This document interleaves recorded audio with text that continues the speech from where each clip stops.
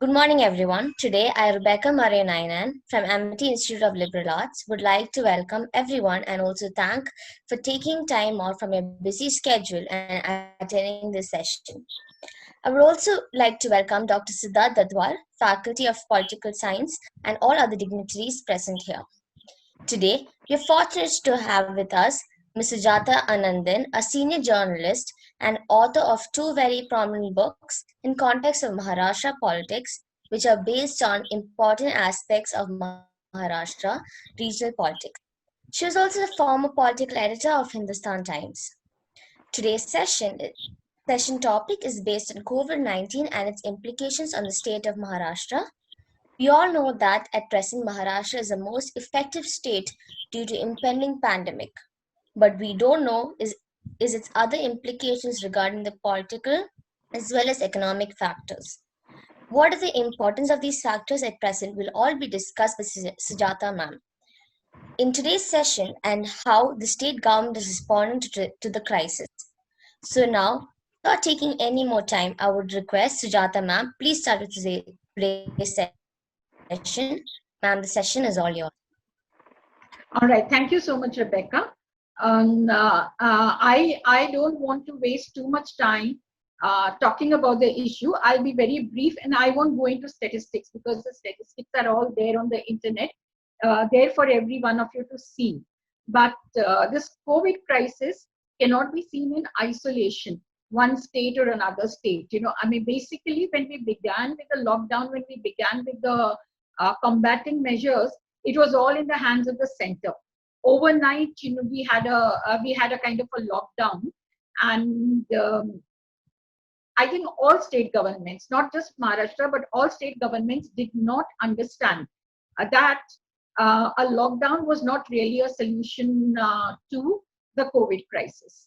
Like someone had said that, I mean, the moment you open the door after the lockdown, the virus will also come rushing out. And that is exactly what is happening. And there has been knee-jerk reaction from everybody, including in Maharashtra. But ever since the COVID crisis began, Maharashtra has been particularly under the microscope because of the kind of government we have here today. It is three parties versus one party, and the one party which is in the opposition is the one which was displaced from ruling. So they have been very, very desperate to prove that this novice chief minister, this new chief minister, just absolutely doesn't know anything and doesn't know how to govern. But having said that, I would like to say that, okay, fine, he's a novice, but he has a headmaster and a remote control behind him. And I don't think I need to tell you who the headmaster and the remote control is, which is Sharad Pawar. And if you look at Sharad Pawar, he is the best disaster management. I don't know whether I can call him a technical expert, but the best disaster management leader in the country, because he has managed the 1992-93 riots. He has managed the earthquake, and he was in the center when the tsunami happened, the 2004 tsunami. And he used the Maharashtra government officials to kind of manage the tsunami. And if anybody can get Maharashtra back on its feet, it's him. And during the COVID crisis, I know, as a matter of fact, when I was talking to people, he was consulting economic experts, he was consulting doctors, he was consulting everybody in India, in abroad, and working out a plan to put the Maharashtra's economy back on its rails once the lockdown is over. Now, that is as so far as Sharad Pawar goes. But Uddhav Thackeray has surprised even his biggest critics, including me. The manner in which he has, no other word, managed it, in the sense, there are officials, of course, and there is this expert like Sharad Pawar. There are other ministers. There's Ajit Pawar. There's Ashok Chavan, a former chief minister, sitting with him in his cabinet, and they are guiding him. But the whole thing is about the ego. He has ceded to them, he has conceded to them, and he has been the face of the COVID crisis. And I don't know if I may say this, but when he comes on Doordarshan, or he comes on his videos and he speaks to the people, it is like the friendly neighborhood kaka speaking to his nephews or something like that, you know. And the biggest surprise was when there was a April 14th North Indian crisis in Bandra. He came on television and he said, "मैं हूं ना, you know, I mean, why are you afraid? You know, I am there. I'll take care of you. I'll provide you food. I'll provide you everything." Now, this for me was a big irony, and this for me was a paradox also, because Shiv Sena is a party which has built its reputation on beating the migrants in Mumbai back to their home states. So for this man to come forward and to assure them, and in some ways the assurances have worked, and because there are many people from Bengal, from Bihar, from Jharkhand, from Uttar Pradesh, local legislators, MLAs, and also MPs who have called Uddhav Thackeray and who have kind of told him कि sir, you know, हमारे गांव से 4-5 लोग उधर पे अटके हुए हैं और उनके पास खाना नहीं है, उनके पास कोई साधन नहीं है, and without an ego the man has said, अच्छा मुझे आप उनका नंबर दीजिए, किसी भी एक का नंबर दीजिए और उसका नाम बताइए, मैं उससे बात करके बाकी डिटेल्स ले लेता हूँ. Now I have never seen a chief minister come down to this level, you know. Otherwise he would say, you know, आप मेरी सेक्रेटरी से बात कीजिए या आप मेरे ऑफिस से बात कीजिए और उनको आप डिटेल दे दीजिए. But he has actually been humble and modest, and he has done this kind of nitty-gritty work. Now, as far as the rest of the crisis, if you are blaming Maharashtra for high figures and high infection rates and all that, just let me tell you, as with the National Crime Bureau and National Crime Rates, Maharashtra reports so many figures only because it is testing more and it is not fudging the figures. You know, if, so many other states are fudging the figures. Gujarat is fudging the figures. Uttar Pradesh is fudging the figures. Bihar is not testing at all. Delhi was fudging the figures. You know? But Maharashtra has not been doing that. It has been trying to test as much as it can, and it has been releasing the right number of figures. So, like I was insisting before the lockdown began to be lifted in phases, I was insisting that once the lockdown begins to get lifted, you know, you will find that other states are racing ahead of Maharashtra. And that is exactly what is happening with regard to Delhi. Suddenly, you know, I mean, you have opened everything in Delhi, and every day Delhi is posting more figures than Maharashtra is posting. Already, India is number 3 now after United States and Brazil. We are already at number 3 position. And within India, you will find that some of these other states, you know, I mean, which have been fudging figures, will actually find a lot of deaths happening.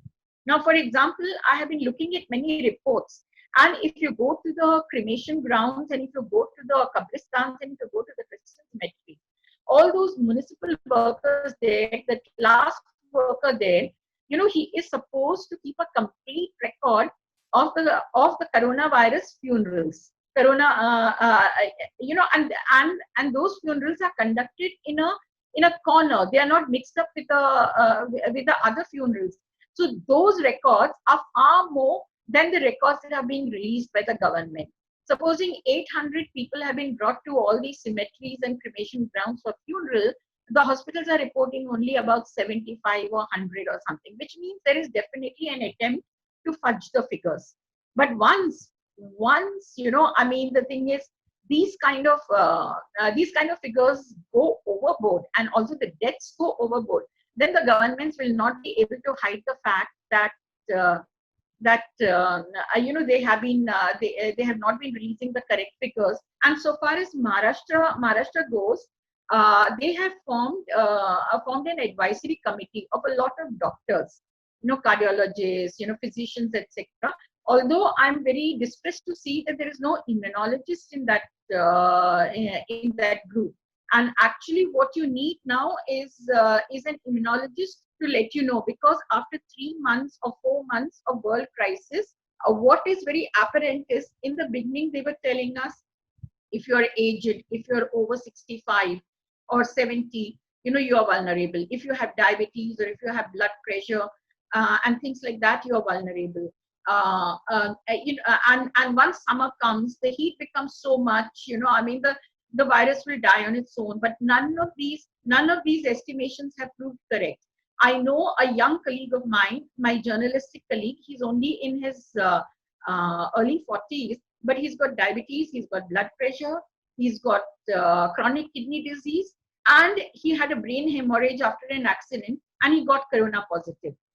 And when he called me, I was in a state of shock when he said that, ma'am, I have got corona, I got corona positive. So I thought he was calling me from hospital, and for 2 minutes, I was in a real state of fear, saying that what is going to happen to him with all these comorbidities in him. But then he was actually calling me after he got discharged from hospital, saying I've got discharged. He went to a district civil hospital, and they treated him, for his comorbidity also and for corona also, and he's perfectly fit on his feet. So there is no single factor. There is no single factor that is helping.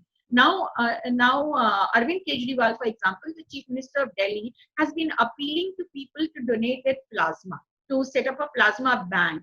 But I have been speaking to a lot of doctors, and those doctors have been telling me that there is no guarantee that that plasma will cure any of these patients. All that we have to do is to wait until the vaccine comes, and the vaccine is taking a long time coming. Although the central government is pushing the ICMR to come out with a vaccine by August 15, but if you all study science, you will know that no vaccine and no medicine can be put into the market unless there are intensive tests. And the first vaccine that is likely to come is out of Oxford University, where they are only now going into the third stage testing, and they may be ready to push the vaccine into the market after third stage testing, but they would want to wait until the fourth and the fifth stages before they push it. And that is going to be, the earliest date is going to be March 2021, and a proper date is going to be December 2021. So we have between 1 year to about 1.5 years before we can expect a vaccine. So what do we do, particularly since we are talking about Maharashtra? What do we do when this vaccine is not coming? So what the Chief Minister and the government are not talking to people is about natural immunization, because 4 months, 5 months of the crisis lets you know that people of all ages are surviving. See, Kerala had a 88-year-old woman and her 93-year-old husband who were cured, made absolutely fit and sent back. And I thought it was because of the Kerala health system, and they've been working very properly, they've been working systematically. But then Maharashtra also turned up a case of a 93-year-old woman, who was cured and who was sent back home. So what makes this possible? And that is only immunity, natural immunity. Unfortunately, like I said, the government has not put an immunologist on that panel, and so they are not talking about how to create immunity. And if we create immunity, we can fight it. But the kind of fight that is happening now is between the politicians and the bureaucrats. Right from the beginning, whichever state, and the states which are managing it better, like Kerala, Karnataka, or Andhra Pradesh, and nobody's managing it perfectly, but some of them are a little ahead of the others. All these states have decentralized the management. They have decentralized the management. You cannot be sitting in Delhi or Bombay and expecting it to control from there. What you have to do is you have to go down to the grassroots. You have to go down to the district collectors. The district collectors have to go down to the block levels and to the taluka levels, and you have to rope in the Anganwadi workers, the Asha workers, etc., who will go from home to home, checking out, who's infected, who's not infected. They will do the contact tracing, etc. So this decentralization has to be done. Those states who are doing the decentralization are managing far better. They are managing far better. But now there is after the what has happened is, I don't want to take names, but right in the beginning, when Rahul Gandhi, the Congress leader, was doing these interactions with various economists and doctors and nurses and all, he had come out with a statement saying that, the thing is, the moment you open the doors after the lockdown, the virus will also rush out, and people will think that, it is all over. Now it's all over and we are all safe. And the crisis is over, which is exactly what has happened. The moment the lockdown began to get lifted, people began to rush. They started to crowd the markets. They started to go in hordes here, there. They even threw parties, they celebrated, they held weddings, they held engagements. And then the administration had to go back into contact tracing and quarantining and everything. Now the bureaucrats in the administration wants to go back for a complete lockdown, but our politicians, particularly in Maharashtra, are under tremendous pressure from the business community, from entrepreneurs, small and medium entrepreneurs, as well as from farmers, as well as from industrialists, that we can't afford another lockdown. We have already suffered a lot of losses in the past 3 months, and if you continue with the lockdown, we will have nothing to eat.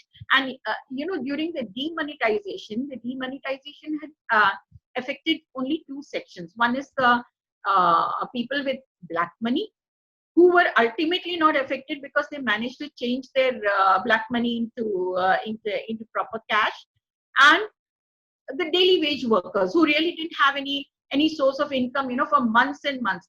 But what the lockdown has affected, it's affected everybody. It's affected the rich, it's affected the poor, it's affected the middle classes, it's affected the salary classes who have had to face 30% cuts, or they have had to face job cutbacks and things like that. It has affected the small entrepreneurs, it has affected the medium entrepreneurs, it has affected farmers. Everybody uniformly has been affected, and it is going to be very difficult. The supply chains have been broken. Things are not, small things are not available in the market, which we were so used to. I mean, there was never any shortage of things like toothpaste, for example, or soap, for example. But now these things are just not available because the supply chains have been broken, and it's going to take a very long time to get back into manufacture and put them back on the shops shelves. So all these manufacturers and entrepreneurs are pressuring our political leaders, and political leaders are in two minds whether to go down for lockdown or not. So they want a partial continuation of the economy. They want social distancing or physical distancing. I don't like the word social distancing for various implications, but physical distancing, and to continue at least 30% to 40% of the economy running, so that everybody doesn't suffer. Because now even domestic workers are suffering. People are afraid to get them back into their homes. They have nothing to, they're literally starving to death. Every day I'm editing a couple of stories which says, they have nothing, and it is not happening in Maharashtra as yet. But a friend of mine, a naval commander in Assam, he told me that they are sitting inside the house with shotguns. And when I said why, so there are this whole load of migrant workers who have gone back from Bombay, from Delhi, everywhere, and a lot of them were from Assam. There's nothing to eat. There's no work. They can't find work in their own home state. They can't come back. They can't come back to the states that they had been working in. So what do? They go into the homes of the people they think have money and are rich, and they're just going. And even if the people are in the house, it's not that you need a house that has been locked out. People are sitting in the house, but they're taking crowbars, beating down the doors, getting in, lifting up televisions, lifting up so many other things, and taking them away and selling, trying to sell them off and buy some food. So this is the state, and it is already beginning in the North Indian states. It could soon eventually reach Maharashtra, but Maharashtra also has the flip side of the problem. Like I said in the beginning, the Shiv Sena is a party that built its reputation on beating up North Indians, migrant workers, etc. And they thought, the Marathi man was supposed to be really greatly valued. Now, the thing is, what they failed to recognize in 50 years of their existence is that the Maharashtrian individual, even in the rural areas, was already an educated person. Even even if he was educated only up to the 4th class, I don't know how many of you people know, but in the rural areas, you have to sit for a board exam after 4th class. We don't have it in the urban centers, but in the rural centers you have it. And there are many school dropouts after that. You give one board exam after 4th, you give another one after 10th, you give a third one after 12th, and then you get into graduation, etc. So they were at least, that's why a 4th class pass. That's why 4th class pass, that is a common refrain. So they were already educated, and they were not interested in the kind of jobs that the migrants from UP, Bihar, and other North Indian states were coming to Bombay for. but they continue to work against them, continue to beat them up, continue to create problems. But now the problem is reversed. They don't know who will run their factories, because all these migrants have gone back, and the Maharashtrians are all educated. They don't want to. Get into these small time jobs and menial jobs, etc. They are all highly educated. They are white collar, in white collar jobs, and they don't want to get into blue collar factory work. So they definitely need these migrants. So how to bring the migrants back? Yogi Adityanath, the Chief Minister of Uttar Pradesh, I don't know whether he's read the constitution, but he says that if you want our laborers back in your states, you have to seek our permission. That will not stand up in court because it is unconstitutional. But these are the kind of things that are happening. And Maharashtra's problem is now reversed. If you remember, even Karnataka, when the migrant workers, when the trains were coming in to take the workers back to their home states, they decided not to run the trains, because the builders went to the chief minister and said, if they go back, how are we going to start our construction work? So this is the problem in the south of the Vindhya state, where these migrant workers from north of the Vindhyas have always been coming and working. And a knee-jerk reaction everywhere, including in Maharashtra. But Maharashtra is much better off. It's much better off because they are confabulating with everybody, including the industrialists, the manufacturers, the farmers, everywhere. And gradually, little by little, they are trying to put it back on the rails. And although the chief minister says that I will continue to extend the lockdown until a vaccine is there, and the trains will be running only at very small capacity. The buses also at small capacity. Ultimately, I feel they have to raise an awareness campaign and let the people know that just because we are lifting the lockdown, the crisis or danger of the virus is over. The people have to take care of themselves. I heard it. There was a doctor from Lilavati Hospital who said the time for warning the people is over. Now it is in their hands. If they want to wear a mask, they will wear a mask. If they want to wear gloves, they will wear gloves. If they don't want to do physical distancing, they will not do physical distancing. The consequences are immediately on them. And they should not be mollycoddled by either the health workers or either government or bureaucrats. And I think that is the situation. Everybody is brain tired now. People are brain tired. Politicians are brain tired. Bureaucrats are brain tired. And what we can do is we can observe the norms, and the government can do its best to control the disaster. The bureaucrats can cooperate, and that is how we can go forward. But Maharashtra is not as bad as certain states, and it certainly is not as good as Kerala. That is what I would say now. I would rather that you guys ask me questions. I think I've already spoken too much. Right, ma'am. Ma'am, thank you for this detailed analysis of situation in Maharashtra on different levels. Very few, commentators would analyze this situation in such a manner, the way you have done it for all of us, and especially the students also. Let me begin with a few starting questions. You being currently an independent journalist, right? What kind of Yeah. ground level challenges do you see a independent journalist faces in a situation like Maharashtra in the pandemic crisis, in terms of reporting, in terms of collecting information, in terms of reaching out to the readers? Yeah, see, independent journalism has not been really so difficult, because independent journalists were already working from home, right? They were already working from home. And but one, what do you say, a constraining factor is that if before the crisis, if I wanted to meet somebody, if I wanted to interview somebody, and I could just pick up the phone, I could call the person, and the person would give me a time and a date, and I would just be there. But now that is not possible. But for somebody at my level, it is still easier, because I have worked for years and years, in the field, and the people I'm calling and the people I'm talking to know who I am, and so they trust me, and then they begin to answer my questions on the phone, or else we go into a video chat or something like that, and we are able to look at each other's faces and the expression on each other's faces, and they trust me, and they trust me to report it correctly. And as far as the dissemination of information, I somehow prefer, although I have been in the newspaper and I love reading and I love holding a newspaper in my hands and I love holding a book in my hands, somehow the reach of the digital medium is far, much more than a newspaper.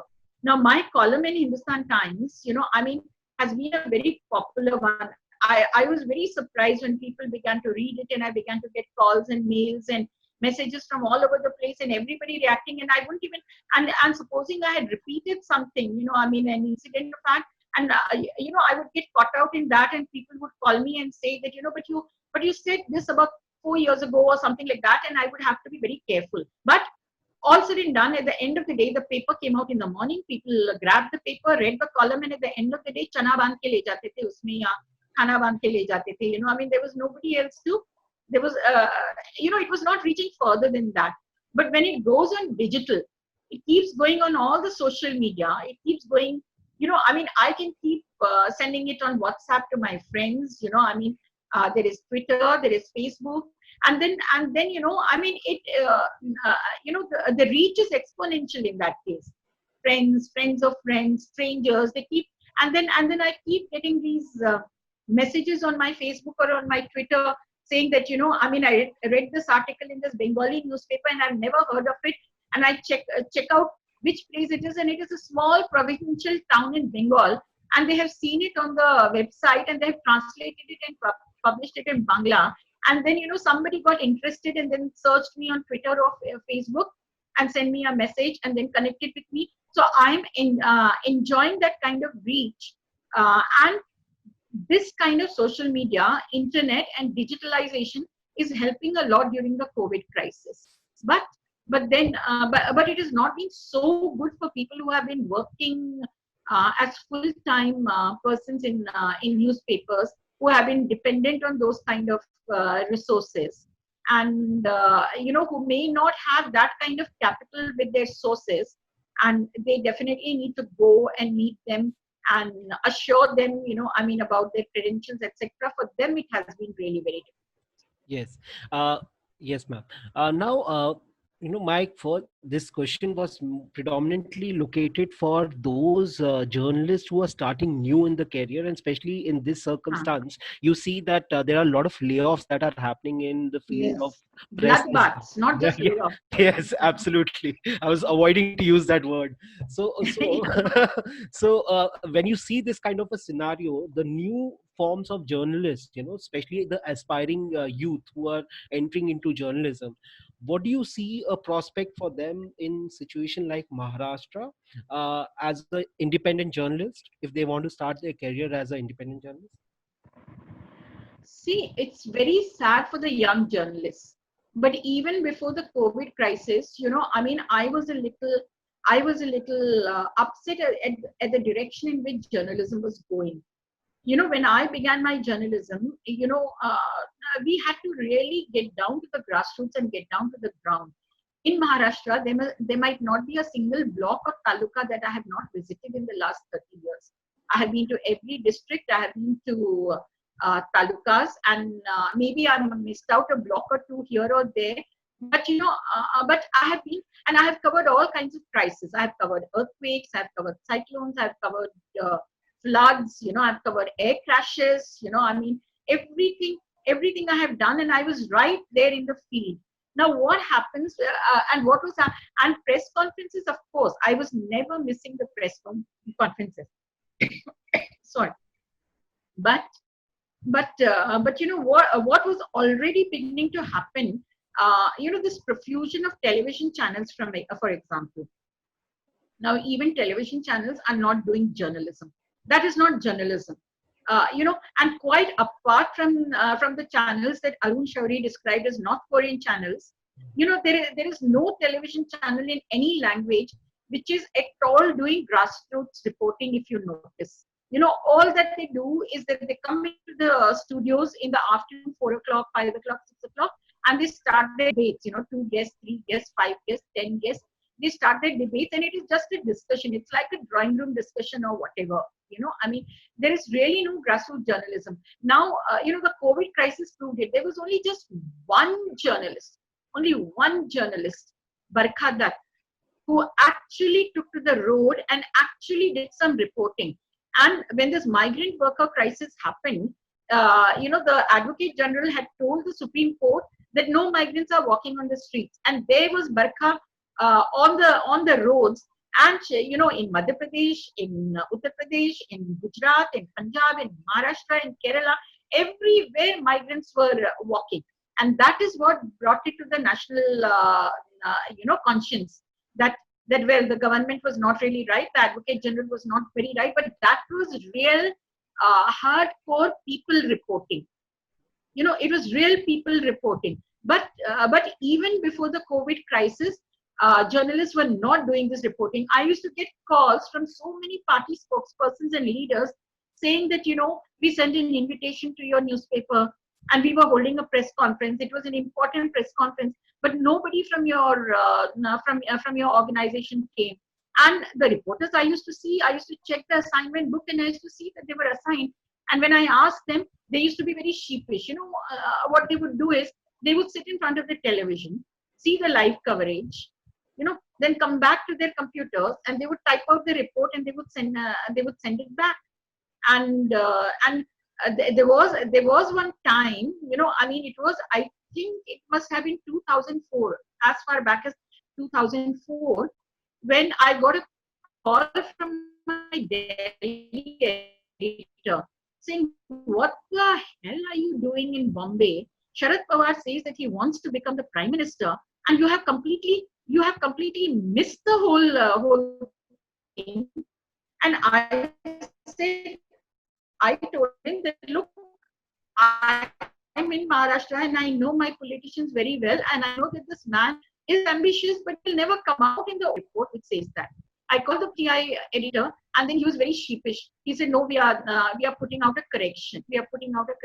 What had happened was a PTI reporter had been assigned, but he sat in front of the television, and Sharad Pawar had been asked a question that you were ambitious about becoming Prime Minister, and would you like to become Prime Minister again? So his answer was that unless I get a majority in Parliament, I cannot. But what happened was that the reporter who asked the question did not have a mic. So the person who was sitting in front of the television did not hear the reporter's question. He only heard Sharad Pawar's answer. And he presumed, that Pawar wanted to be the Prime Minister and put it out on the wires. And it created such a fracas for about 6 or 7 hours until some correction was done for that. So this is what young reporters have been doing even before the COVID crisis. And unfortunately, the COVID crisis has compounded the issue. And, these people, I used to call them typewriter guerrillas, or computer guerrillas or whatever, just sit on your computer. And, the way technology increases, when I covered my first election, I was trapped hanging in the buses, going into the villages and going into the talukas. And it was taking me 2 or 3 days after I filed the story. It was being filed on teleprinter, telex, telegram, etc. And it would take 1 day, 1.5 days to reach Bombay. And from there, it would take some time to get edited and again published or offloaded. About 2 days, between the time I reported and between the time it was published. But my reports were from the ground, grassroots. Now, because of technology, see, my career, the first election that I covered, I was trapped hanging in the buses. 89, I had faxes. 91, emails had just begun, but I had to find a telephone line to plug it in. And if the telephone line was not good, it would take ages and ages for the emails to transmit. 96, they were proper emails. And 2000. Mobile phones, and by 2005 smartphones came in, so it became very easy. Now, as this technology has advanced, the laziness in the reporters has increased. They don't go to the ground, they don't go to the field. They send an SMS or a WhatsApp message to somebody, and they get a reply, and then they say speaking to so and so, when actually he has not been speaking to anybody. He's just he just send you a WhatsApp reply, and he may have transferred that WhatsApp message to so many other reporters because he found it was very good, to make a comment like that. Correct. So this is what the quality of journalism had become even before the COVID crisis. But the COVID crisis, because of the layoffs, etc., I find that many reporters, sub-editors who have lost their jobs are now going into other areas like public relations, like NGOs. Correct. Because in journalism and media itself, the jobs are going down the tube. Even digital platform has taken a boom, I think, in this regard. Yeah, Yes. but the advantage of digital platform is that they are doing crowdsourcing. Correct. They're doing crowdsourcing, and they are getting experts to write for them, and for those experts they have other day jobs, so they don't really need to earn money from the digital platforms. So those platforms get good articles, and at the same time the people are funding them. Correct. Right. I'll invite Kaustuv. Kaustuv, yes. Thank you, Siddharth sir, and good afternoon, Sujata ma'am. Ma'am, my afternoon. question, yes, ma'am. Ma'am, if we see the present scenario of the pandemic, it is quite clear that Maharashtra is the worst hit state. In your experience, despite being given the tag of the richest state, had the state governments never actually invested in healthcare, especially the government healthcare of Maharashtra? See, the government of India itself, for 70 years, 75 years, health was the lowest priority for everybody. Health was the lowest priority. The first time that I heard any government or any politician talking about healthcare was in 2014, when Dr. Manmohan Singh said that my next priority will be healthcare. But by that time, it was too late. And 2014, the incoming government, to them, health was not a priority. Then later on, if you remember, there was a talk of internet linking all the hospitals and all into rural areas and urban areas, which will help the people. But that never kind of got off the ground.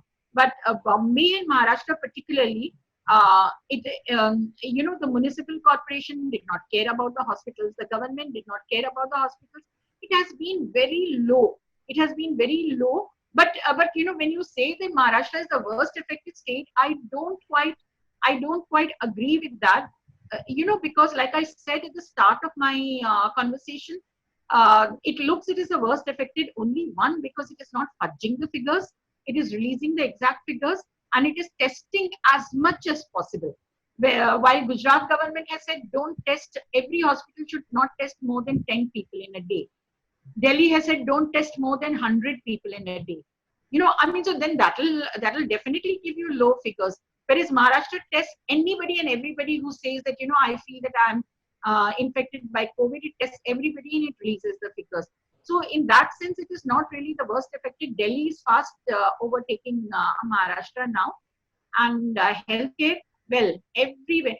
Delhi tried to, Arvind Kejriwal in his first term tried to set up some mohalla clinics, etc.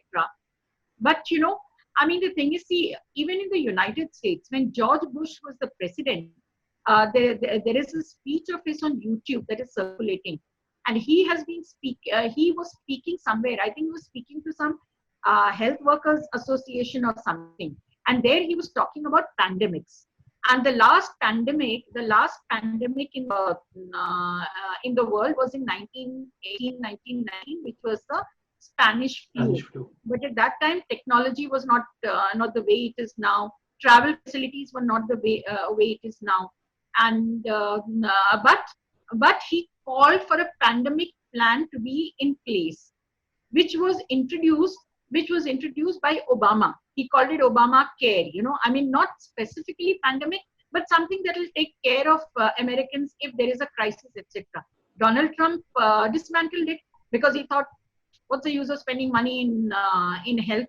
Health of the people is always a low priority for various governments, which is why the entire world has suffered during this pandemic.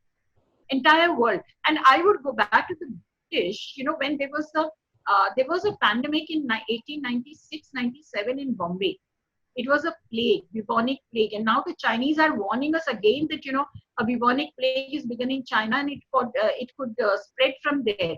But in 1896-97, the bubonic plague came through ships and other things. from China to India, and then Bombay and Pune, like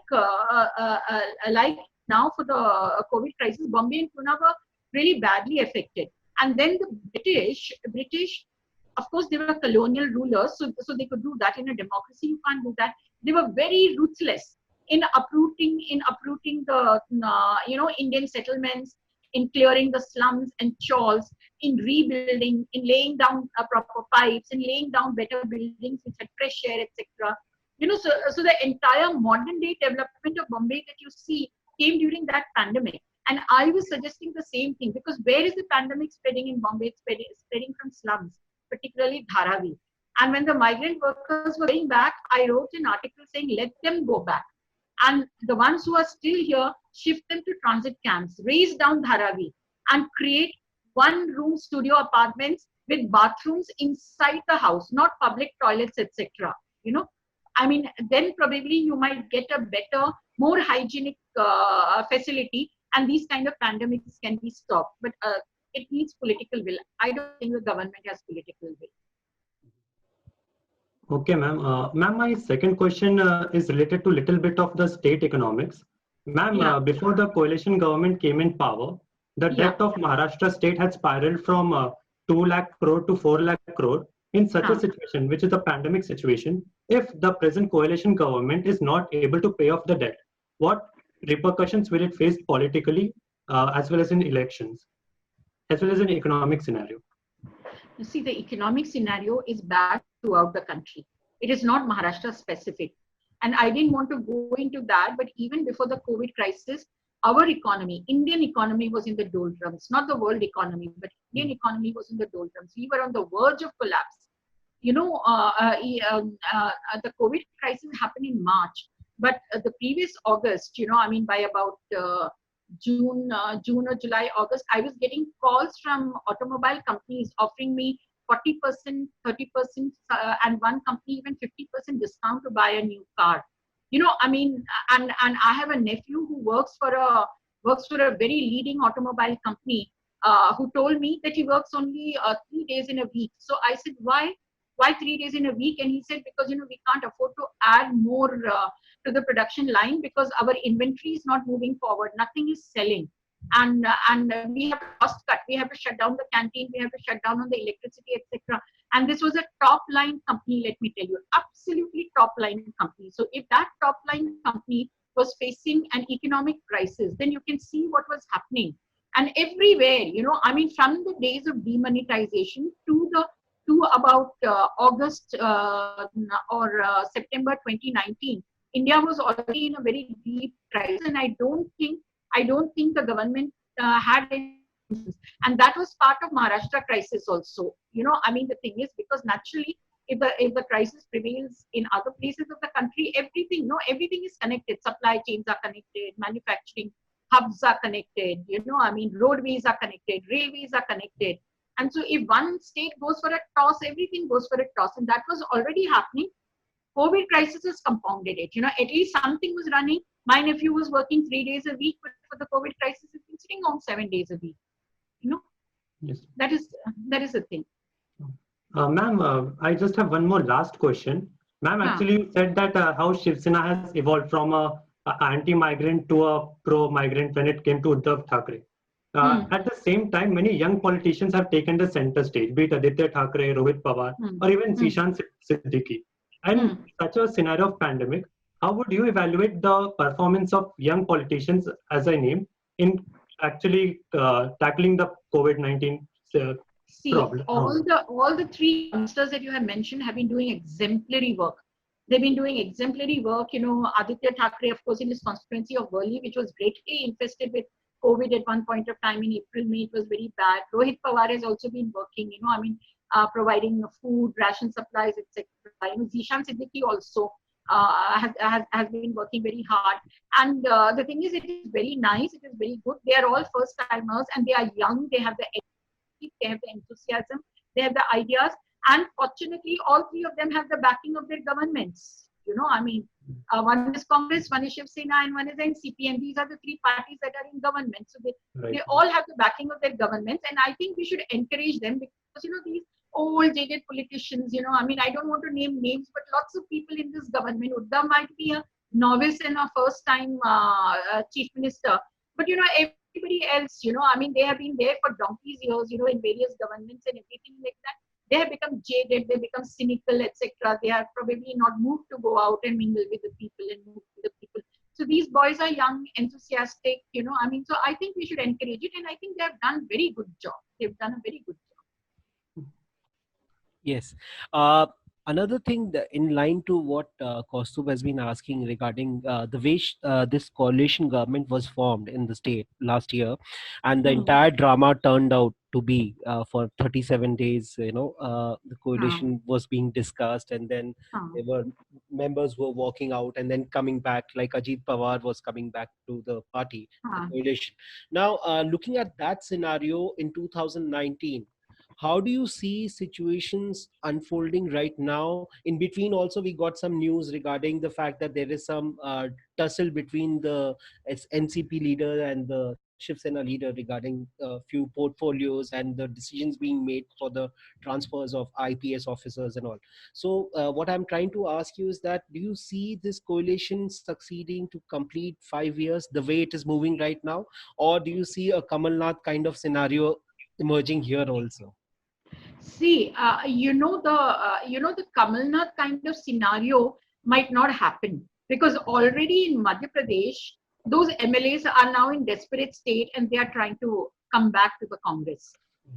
I heard, including the man who led them into the Congress, because the thing is, see, even in life, forget about politics. Even in life, it does not pay to be disloyal, and it does not pay to stab somebody in the back, and initially you might have the shock and awe advantage, I mean, like when a Jyotiraditya Scindia kind of, second in command to Rahul Gandhi. And it was my conviction that if the Congress had won the last elections, it would not have been Rahul Gandhi, but Jyotiraditya Scindia, who would have been the Prime Minister of this country. And Rahul himself said that, I mean, he was the only leader who had complete access to Rahul's house and could walk in without an appointment. Now, what is happening to him in Madhya Pradesh? He's just one of the many leaders. He's not special at all. I mean, and nobody is bothering about him. And that is, and this is Jyotiraditya Scindia, the Maharaja of Gwalior. If this is happening to him, then what happens to the other lesser leaders? And a lot of people have seen this. But in Maharashtra, please don't believe all the gossip and everything. Before the COVID crisis happened, the people from NCP, just before the elections, it looked as though Sharad Pawar was completely finished, because so many people had quit the NCP. NCP became almost big, and both Devendra Fadnavis and Amit Shah and Narendra Modi were taunting Pawar, saying, ek din aayega jab Congress mein sirf Prithviraj Chavan and NCP mein sirf Sharad Pawar bache rahenge, kind of a thing. And it seemed as though it was true when they kind of stole Ajit Pawar and took him away, etc. But now, even for the crisis, at least 50 people quit NCP and to the JP want to come. Sharad Pawar held back. He wanted the Navi Mumbai elections, which were going to happen March, April, to be over. And after that, he said, I will look at this issue afterwards. But by the time March came around, we had a lockdown. And everything is steady. Now, I mean, the thing is, see, there are three parties in the government: Congress, NCP, and BJP.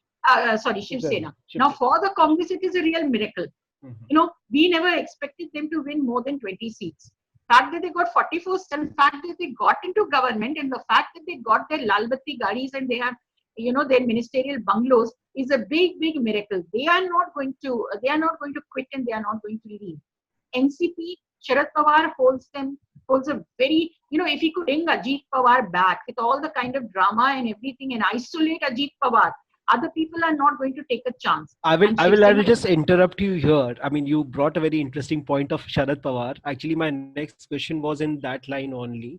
The way things unfolded in 2019 with regards to way Ajit Pawar exited the camp of the coalition and joined BJP all of a sudden, and in the midnight swearing in was happening, and all of a sudden again he goes back to the coalition, NCP and Shiv Sena, and Congress joins them back. Do you believe? You want me to elaborate on that? Yes, Actually, Siddharth, you should await my next book for that. You know, I mean, yes, no, because a lot of students of no. It is not like Checkmate in 35 days and 36 right, days, which are the right, right, books that come out and that. It is correct, not limited to that. correct, But the thing is, see, okay, I'll share something with you correct, because this I have written in my columns also. right, Sharad Pawar is Machiavelli and Chanakya rolled into one. correct, Okay, correct, and even when he was being made the chief minister of Maharashtra in 1988, even his wife and daughter did not know why he was being summoned from his holiday in Goa to Bombay. When he cut short their holiday and said, let's go back to Bombay, I have some work, and his wife and daughter said, what work? He said, no, there is some work, I have to go back to Bombay. They were very startled when reports came out saying that Sharad Pawar is being appointed chief minister. So he plays cards very close to his chest. Now look at this scenario. There is precedence rule in Maharashtra, right? And the BJP is trying very hard to form a government. They're trying very hard to form a government. They are not able to break the Congress. The Congress has taken away all its MLAs and settled them in Jaipur. And they are being, a close guard is being kept on them. And the NCP also, although Ajit Pawar did manage with a few MLAs, but they are not really able to break them in the proportion. Ultimately, the BJP couldn't break the NCP in the proportion that they wanted. No, they got only about 9-10 MLAs, 5 of who went back, and only 4 they managed to take to or Haryana or some place and lodge them in a hotel. So they really did not manage it in the proportion. But what is there is a precedence rule in Maharashtra. Over 20 days, the governor has imposed precedence rule. Now you are ready with your negotiations are over. Congress and Shiv Sena and NCP have come together, and you have decided that Uddhav Thackeray is going to be the chief minister.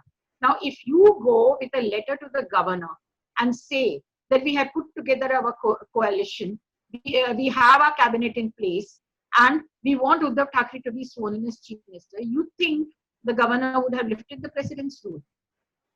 He would never have lifted the precedence rule, because what was necessary for the BJP is for the Shiv Sena, Congress and NCP MLAs to be in the wilderness.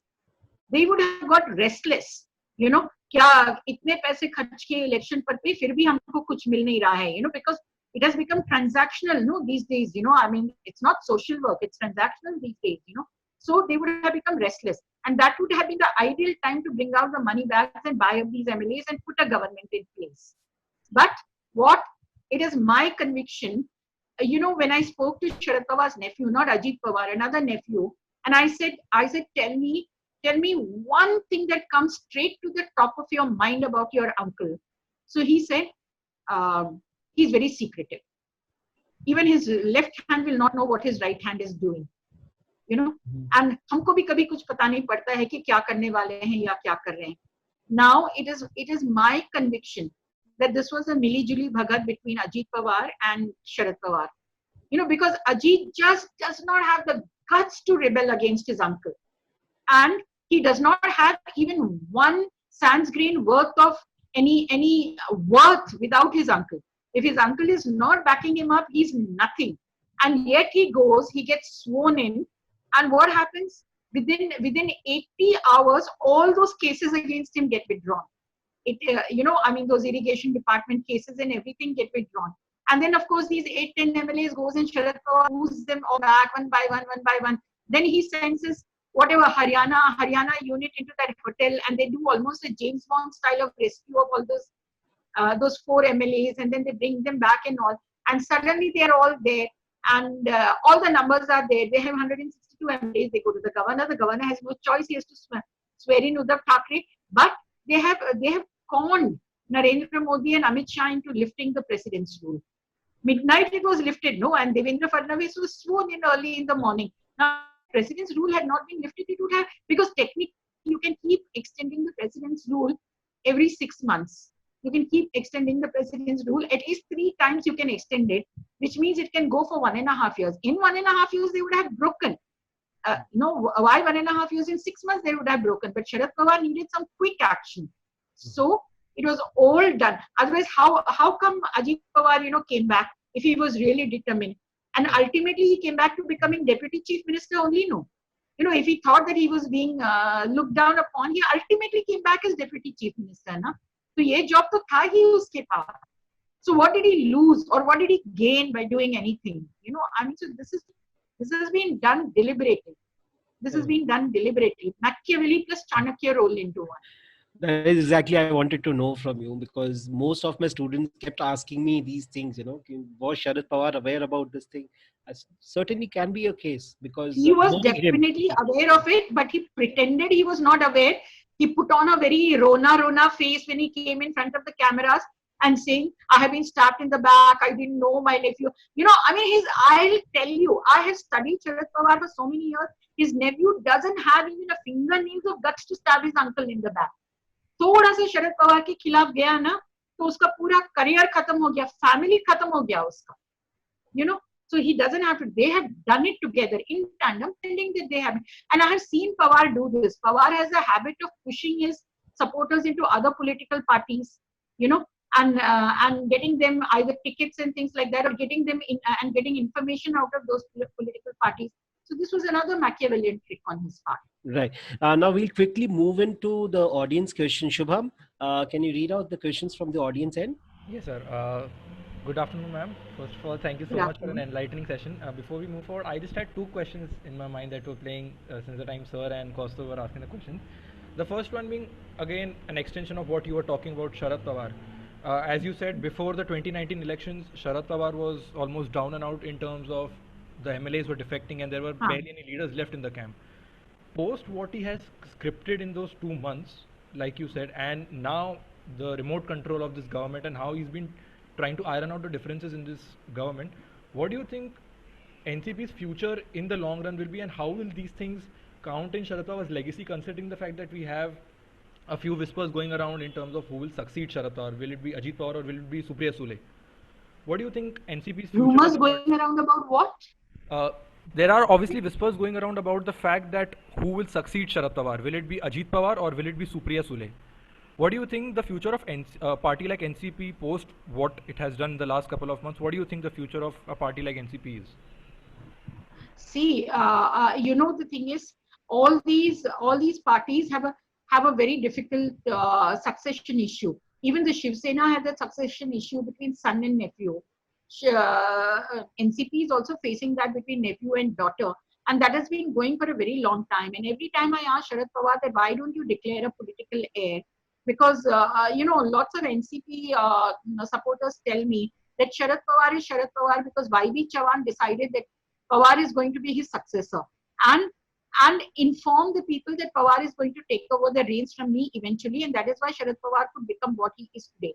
But Sharad Pawar just doesn't decide on who's going to succeed him. So whenever I ask Sharad Pawar who's going to be your successor, he said he or she will rise from the grassroots. Now, obviously, seeing the kind of family war that took place amongst the Thakres and how the party broke up, Sharad Pawar did not want a breakup in his own party, which is why he's not declaring. And now, if he had declared, in some ways he has hindsight.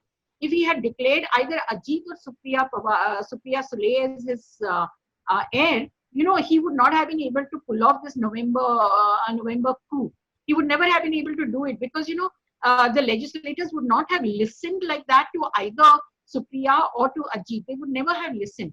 But if you want to see, my guesstimate, I don't know for certain, but my guesstimate about who might eventually succeed Sharad Pawar, don't take your eyes off Rohit Pawar. I think he's being groomed. And he's also showing the kind of spark in grassroots connect that many other politicians, including those in the Pawar family, have not had. Right, ma'am. And my second question was related to another dynasty we have in Maharashtra, is the Thakres. In particularly, I wanted to talk about a leader like Raj Thakre. During the time when Balasaheb Thakre was in active politics, Raj Thakre was apparently looked as the successor to Bal Thakre because of the skills he had and the appeal he had compared to Uddhav. Even post his split with the Sena and when he went on to form the MNS, in the initial electoral season as well, we saw that Raj Thakre is someone to look forward in the future. But of late, we have seen that Raj Thakre's footprints in Maharashtra politics have diminished. what do you think? Where has a leader like Raj Thackeray gone wrong, considering the fact that he's almost a replica, if I can say, of his uncle in terms of the manner he interacts with the people and the way he has his leaders around his place? Raj Thackeray has shot himself in the foot, frankly speaking. You can't do so many flip-flops in politics. You have to be consistent about your ideology. You have to be consistent about your policies. And, although in May 2019, he took Maharashtra by storm, he took the nation by storm by taking on Narendra Modi. One strategic mistake that he made was not contesting the election. He should have put up at least 4, 5, 6 candidates. Fine, if you're losing the elections, it's all right, but you should have put up. Now you get these huge crowds you get for your rallies, and people come, they listen to you. Who do they vote for? You don't have a candidate in the field. Who do they vote for? If they wanted to vote for the Congress, or if they wanted to vote for the NCP, they would have gone to Sharad Pawar's rallies, or they would have gone to Rahul Gandhi's rallies. No, they come to Raj Thakray's rallies, and then why should we have to vote for the Congress or the NCP? So that was the major strategic mistake. Then you go from anti-Muslim and anti-North Indian to all-inclusive, encompassing. And then when something like this happens, when this kind of a government comes, you once again go back, you go back to the Hindutva ideology. People get a little sick and tired. They want you to be consistent. They want to believe in you. At least one policy you must cling to. Sharad Pawar, for example, he's known as the farmers' leader. He kept that constituency intact. Whatever, whether Dalits vote for him or Muslims don't vote for him, or Marathas vote or don't vote for him. But farmers and Marathas he kept together. Even when the Marathas went away from him, the farmers stuck with him. And now the Marathas have come back to him. The Dalits have come back a little bit to the Congress. The Muslims have also come back to the Congress, which is why we have the Maha Vikas Aghadi. So you have to be a little consistent about your policies. Raj Thackeray shot himself in the foot. You can't be self-gratifying. You can't think that, you can fool all the people all the time. That is what has happened with him. Yes. Siddharth sir, do we have time for one last question? Yes, we do have time. Yes. So ma'am, the next question that I had was, a party like the Shiv Sena, now it's an open secret that the evolution that we have seen of the Shiv Sena in particular, of late we have seen, as you talked about, the grooming of young leaders in the form of Aditya Thackeray, particularly with the Shiv Sena. I feel, in my analysis, a party like Shiv Sena has taken a moderate stance on issues rather than going the extremist Hindutva way we used to see in the Bal Thackeray era. Do you think this is a conscious shift that leaders like Aditya Thackeray and even Uddhav Thackeray for that matter have inculcated, or is it because the compulsions that they have to have because of the government that they are in? See, it is a bit of both. And actually, people who have been observing the Shiv Sena, I used to say this right in the beginning, the Shiv Sena has got molded into Uddhav Thackeray's personality. Uddhav was always like that. He was very different from his father. And even when his father was raging and roaring and everything, Uddhav was always inclusive. He wanted to include people. He wanted, he wanted more acceptance from the people. He just didn't want a Gunda image of his party. He didn't want people to say that it is a party of lumpins, etc. And for a long time, he was trying to weave in intellectuals, etc. And Uddhav is more like his grandfather, Prabodhankar Thackeray. Prabodhan Thackeray was a socialist leader. He was very anti-upper caste. He was anti-Brahmin. He was anti-Hindutva. And you should read Prabodhankar Thackeray's writings, fiercely anti-Savarkar, fiercely anti-RSS. And Uddhav Thackeray has taken a lot from his grandfather. And he has molded the party to his personality. And while his father was alive, he couldn't of course go openly against his father's policies. But once his father passed away, he was free to mold the party like he wanted to. And just look at the acceptance that he had in 2014 when we went for the assembly elections. The BJP broke a 25-year-old alliance with the Shiv Sena 15 days before the polling date. And they thought that Uddhav Thackeray will never survive. So many stents in his heart. He had just come out of hospital, etc. So he'll not be able to campaign. He will never be able to win. Not only does he campaign in those 15 days, he wins 62, 63 seats, where the Congress wins only 42 and the NCP wins only 41. He's the number 2. He gets He gets half the seats the BJP has got in only 15 days of campaign. You know, obviously it touched a chord with the Shiv Sena voters.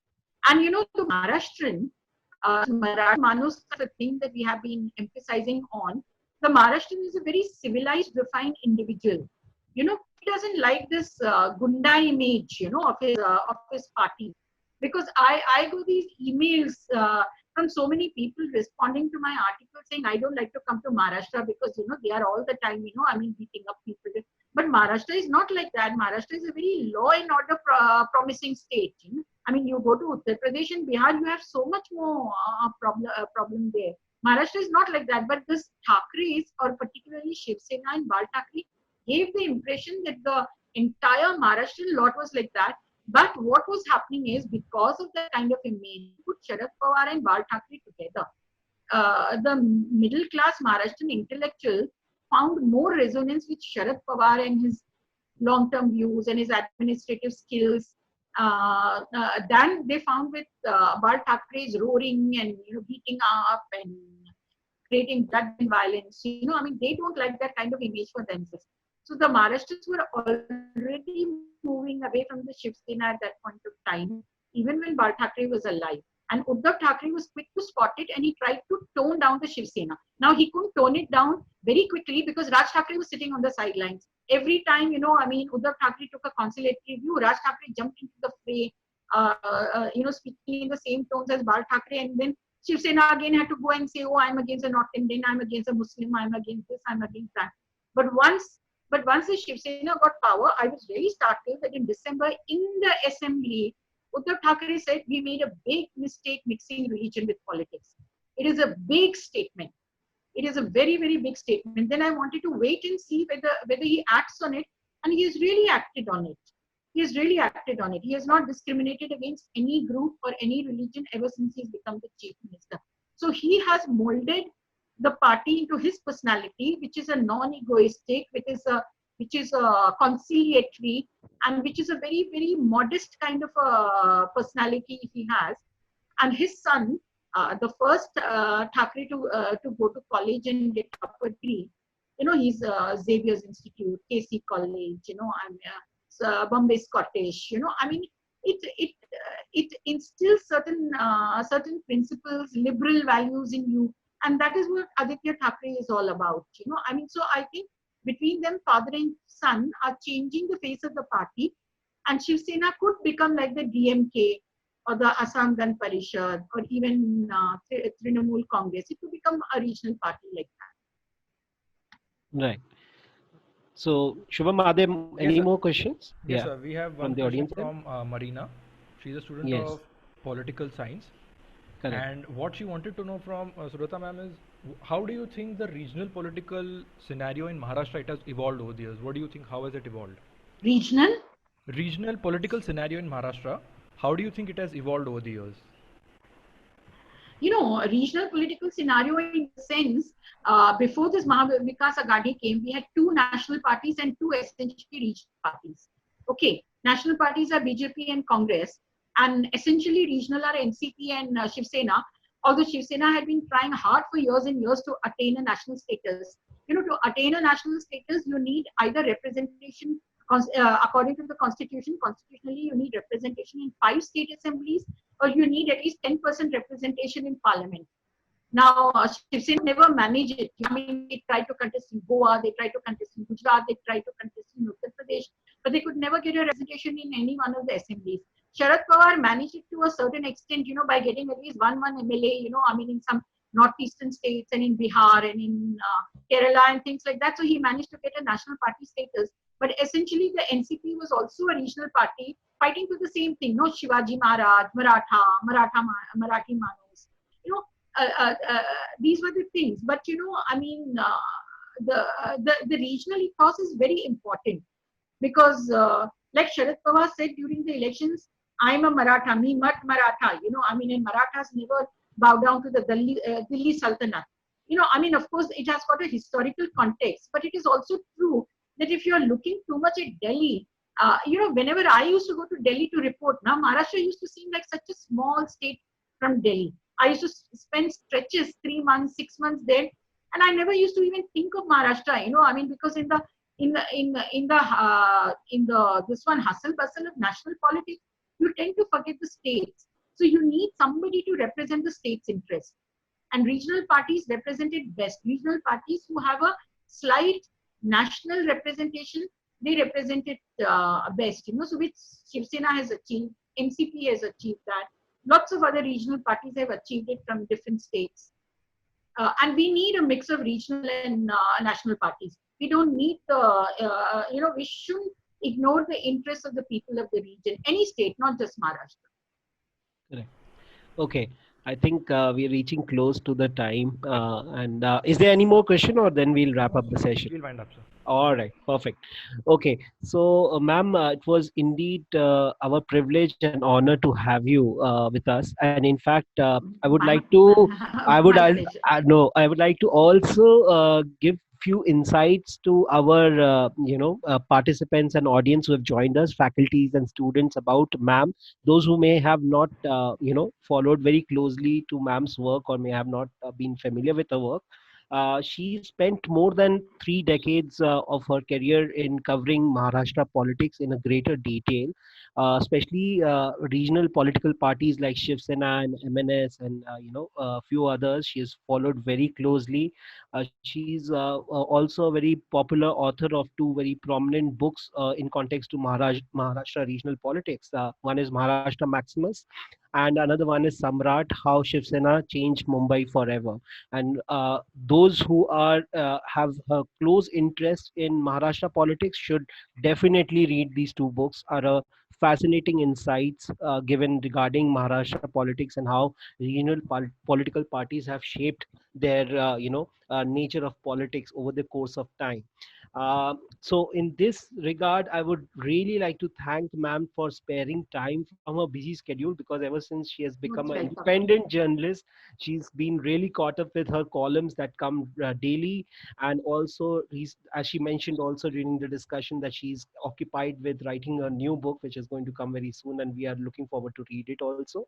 And we are hoping that someday, when things will normalize from this pandemic situation, we can host her in our university and have more discussions on such intriguing topics like the one we had today. And also, to our volunteers, to our students, to our faculties, I would like to give a big thank you to all of you for joining regularly for these webinar sessions. This is the last session for the webinar series that we've been organizing from the first one. From May, we started a great initiative that was, thought about by a few of my students, Nishant, Kaustubh, Shubham, Marina, Dolma, Afsha, all of them, and there are many more, volunteers as well. Especially, I would like to thank Pashupati, Anjana, Muskan, Vibha, and many other, Sharvari, who have given out their time and worked relentlessly to make this possible. Kostub, how can I forget Kostub, right? So all of them had worked their heart out to make this thing possible. It wouldn't have been, imaginable also, had they not put in such a great effort in bringing this to all of us. And when this all session will come live on YouTube, you will understand that what such great discussions that we have had over the course of time with such eminent personality like Sujata ma'am and few others who joined us in past, Yashwant Sinha, Montek Singh Aluwalia, Jairam Ramesh, T.R. Raghunandan sir, and many others. And so, taking course from this entire series of webinar, we will be hosting another webinar very soon. We are in the planning mode of the entire series, the new series, and will be in a new theme. So we are hoping that we'll get a similar kind of response from all of you. And thank you very much. Stay safe.